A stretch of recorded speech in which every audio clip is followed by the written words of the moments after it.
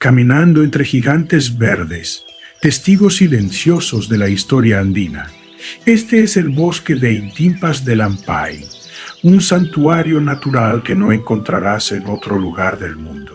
Un tesoro que debemos proteger y admirar. Si estos árboles pudieran hablar, ¿qué historias de los Andes nos contarían?